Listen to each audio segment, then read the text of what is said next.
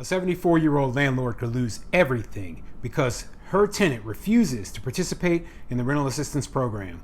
I'm Tony, and this is Real Estate Investing and Landlord News. All right, so I have another interesting article for you today out of the city of Chicago. But before I get into it, please go ahead, hit that like and subscribe button, and I will keep bringing you great articles about the eviction moratorium and other things that are of interest to landlords. Every day something is happening, and I just want to bring that news to you. And I would really appreciate it if you would subscribe or leave a comment down below so that I can know what you think of my videos. So this article comes to us from chicago.cbslocal.com, and it says, "I'll lose everything. Chicago landlord laments loophole to let tenants avoid paying rent." A Chicago landlord says she hasn't been paid rent in more than 2 years, but now the state is offering relief. However, she can't get the free cash.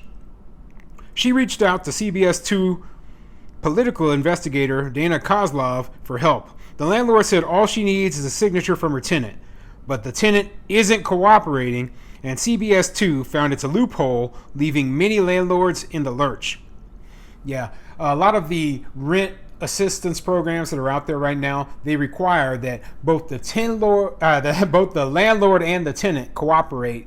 And if the tenant, for any reason, decides that they don't want to participate in the program, well, the landlord's left out in the dust. Or even worse, if the tenant themselves is not eligible for the program, then the landlord is left out in the dust. So it can end up being that the landlord just has to pay for the tenant to live in their property for free.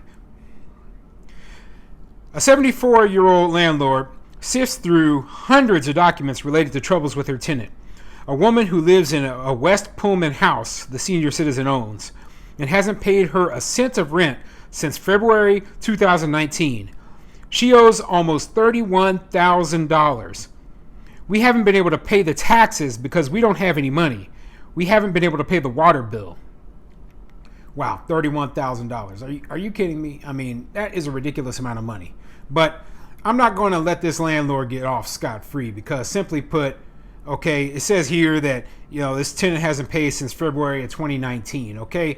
Now, the eviction moratorium and everything, it started in March of 2020. That means this tenant was in the property for over a year without paying rent before the eviction moratorium even began. So what's the story behind that? I just want to know. I mean, if she had put the tenant in eviction proceedings immediately, you would think that even in a place as tenant-friendly as Chicago, she should have been able to get this tenant out before the eviction moratorium even started. But I mean, obviously, we're talking about a senior citizen here, and as a landlord, I know that a lot of other landlords, they'll be like, well, come on, give us a hand, and they'll do the best they can to keep a tenant in the property without making them homeless. But sometimes that backfires, in that we get used and we get abused by these tenants who know that they can just scam the system and steal from us, essentially. So, yeah, I mean, I question what exactly was going on in the first year, but at least for the last year, the eviction moratorium has been going on, and that was the reason why she wouldn't have been able to get this tenant out of there. She doesn't want to be identified, but reached out to CBS 2 in desperation. She'd hoped the state's new rental assistance program might help get her back rent. "We just can't reach her. A problem because both landlord and tenant have to apply." CBS 2 asked because unless the tenant signs the papers, you can't be helped. Yeah, that's pretty consistent throughout the country. Both the landlord and the tenant have to apply in order for assistance to be given. Now, some states, they have put into place a system where just the tenant has to apply, and then the state or the local municipality will pay the tenant directly. And that's disastrous for landlords, because what will happen in some cases is the tenants will pocket that money, pay the landlord nothing of what they owe, and then the landlord still can't evict them because the eviction moratorium is still in place. So the tenant just gets essentially an extra paycheck to stay in this property for free. And I mean, that's the kind of moronic stuff that some of these local and state governments are putting into place.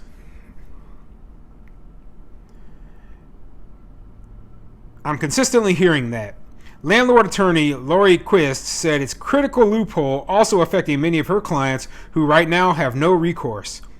I think it would have been very nice when these agencies are implementing these policies that they reach out to the landlord to speak to attorneys who are regularly entrenched in this, Quist said. CBS 2 tried to speak with the tenant. Someone eventually answered the door only to slam it shut. Yeah, and that's another thing that, really just irks me, okay? A lot of these things are put into place and they don't even talk to the stakeholders. They don't even talk to the landlords and figure out, hey, what would be the best way to get this rental assistance to you so that you don't have to worry about making your mortgage payments or paying your bills. Instead, they throw something together in their head without even thinking about the stakeholders, the people who are the most affected by it. And they wonder why these things don't work, okay?